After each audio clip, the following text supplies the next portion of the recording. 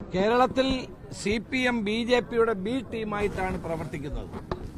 കോൺഗ്രസിനെ തകർക്കുക, UDFനെ ഇല്ലായ്മ ചെയ്യുക, BJP ജയിച്ചാലും വേണ്ടില്ല കോൺഗ്രസും UDFും തകരുക എന്ന ലക്ഷ്യത്തോടെയാണ് CPM പ്രവർത്തിച്ചുകൊണ്ടിരിക്കുന്നത്. LDF കൺവീനർ EP ജയരാജന്റെ പ്രസ്താവന ലാഘവത്തോടെ കാണാൻ കഴിയില്ല.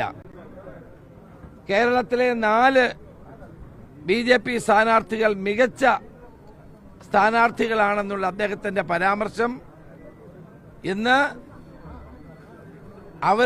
അവരുടെ ഉദ്ദേശം വളരെ വ്യക്തമാക്കുന്നതാണ്. മുഖ്യമന്ത്രി ഇതുവരെ അതിനെപ്പറ്റി തള്ളി പറഞ്ഞിട്ടില്ല, പാർട്ടി സെക്രട്ടറി തള്ളി പറഞ്ഞിട്ടില്ല.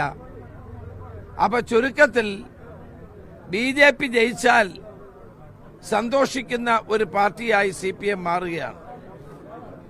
അതുകൊണ്ടാണ് EP ജയരാജൻ പറഞ്ഞത് കോൺഗ്രസും LDFും UDFും തമ്മിലല്ല മത്സരം, LDFും BJPയും തമ്മിലാണ് മത്സരം എന്ന് പറഞ്ഞത്. ഇന്ന് കേരളത്തിൽ UDF വൻപിച്ച തെരഞ്ഞെടുപ്പ് മുന്നേറ്റം നടത്തുമ്പോൾ അതിനെ തകർക്കുക എന്നുള്ള ലക്ഷ്യത്തോടെയാണ് CPM ഇപ്പോൾ BJP അനുകൂല പ്രസ്താവനകളുമായി മുന്നോട്ട് വരുന്നത്. EP ജയരാജന്റെ പ്രസ്താവന അദ്ദേഹം പത്രക്കാർ വളച്ചൊടിച്ചതാണെന്ന് പറഞ്ഞ് അദ്ദേഹം സ്വയം അപഹാസ്യനാവുകയാണ് ചെയ്തിട്ടുള്ളത്. ഏതായാലും CPMും BJPയും തമ്മിലുള്ള അന്തർധാര ജനങ്ങൾക്ക് വ്യക്തമായിട്ടുണ്ട്. മുഖ്യമന്ത്രിക്ക് പറയാൻ കഴിയാത്ത കാര്യം EP ജയരാജനെ കൊണ്ട് പറയിക്കുന്നു എന്ന് മാത്രമാണ് ഇതിനകത്തുള്ളത്. ഏതായാലും ജനങ്ങൾ ഇത് മനസ്സിലാക്കും.